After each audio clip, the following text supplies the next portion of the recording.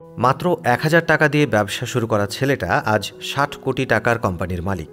একসময় যে ছেলেটা মাসে ১৫০ টাকা মাইনের বিনিময়ে লোকের দোকানে বাসন ধুতো, আজ সে ছেলেটাই ৭২টা রেস্টুরেন্ট চালায়। না, এটা কোনো সিনেমার গল্প নয়। এই গল্পটা আসলে ক্লাস 10 পাশ করা এক গরিব ভারতীয়র। পরিবারের বড় ছেলে হওয়ার সুবাদে যাকে অল্প বয়সেই পড়াশোনা ছেড়ে নেমে পড়তে হয়েছিল রোজগার করতে, কিন্তু গ্রাম থেকে শহরে পা রাখতেই এক চোর এসে সর্বস্ব লুটে নিয়ে গিয়েছিল ছেলেটার কাছ থেকে। শহরের স্টেশনে বসে চোখের জল ফেলতে ফেলতেই ছেলেটা প্রতিজ্ঞা করেছিল এই শহরের বুকেই একদিন রাজত্ব করবে সে। সালটা ১৯৭৩। তামিলনাড়ুর এক অত্যন্ত দরিদ্র পরিবারে জন্ম হলো প্রেম গণপতির। প্রেমের বাবা লোকের জমিতে চাষের কাজ করতেন আর মা ছিলেন গৃহবধূ। এরপর ৭ ভাই বোন হয় প্রেমের। একটা সময় আসে এমন যখন ৮ সন্তান সহ পরিবারের ১০ জনের মুখে ভাত তুলে দিতে হিমশিম খেতে হয় প্রেম গণপতির বাবাকে। তাই বাদবাকি ভাই বোনেদের যাতে টাকার অভাবে পড়াশোনা থামাতে না হয়, তার জন্য মাধ্যমিক পাশ করেই নিজের স্কুলের পাঠ চুকিয়ে দিল প্রেম গণপতি। আর তারপর ছোটখাটো যেমনই কাজ জুটল, ১৬ বছর বয়সী প্রেম সেটাই করতে শুরু করলো মন দিয়ে। কাজ করে যা পারিশ্রমিক জুটত তার কিছুটা ভাই বোনের জন্য সরিয়ে রেখে বাদবাকি টাকা মায়ের হাতে তুলে দিত প্রেম গণপতি।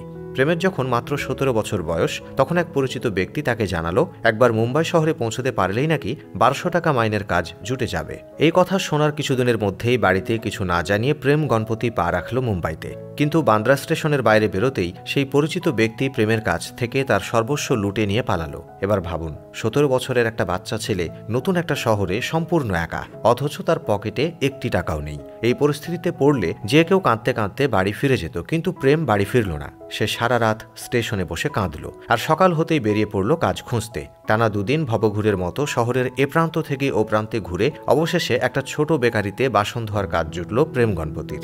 সেখানে ১ মাস কাজ করতে করতেই একটা রেস্টুরেন্টে হেল্পারের কাজ জুটে গেল প্রেমের কপালে।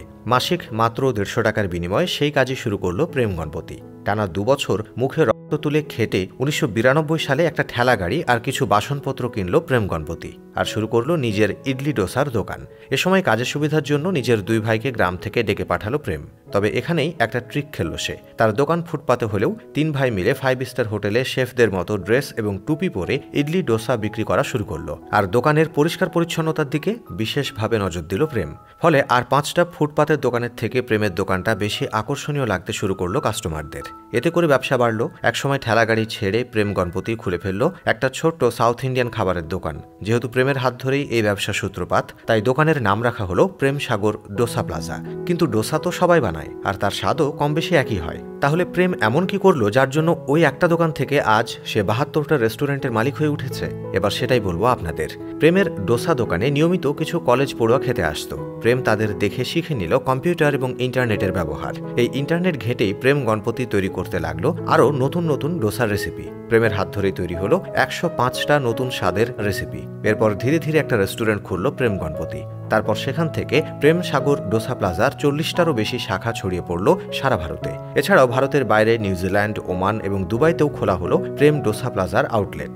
একসময় ১৫০ টাকা মাইনে পাওয়া প্রেম গণপতি আজ ২০ লক্ষ টাকার গাড়ি চড়েন আর ৩ লক্ষ টাকার ঘড়িও পরেন। আর হাসতে হাসতে সবাইকে বলে বেড়ান নিজের সাফল্যের রেসিপি। প্রেম গণপতি বুঝিয়ে দিয়েছেন, গরিব পরিবারের বড় ছেলেরা যদি পরিশ্রমী হয়, তাহলে সে একদিন গোটা পরিবারকে অভাবের অন্ধকার থেকে স্বাচ্ছন্দ্যের আলোয় তুলে আনতে পারে। আমাদের পেজ থেকে কুর্নিশ জানাই প্রেম গণপতিকে, আপনি সত্যি অভাবী ছেলে মেয়েদের কাছে সাফল্যের একটা জলজ্যান্ত উদাহরণ।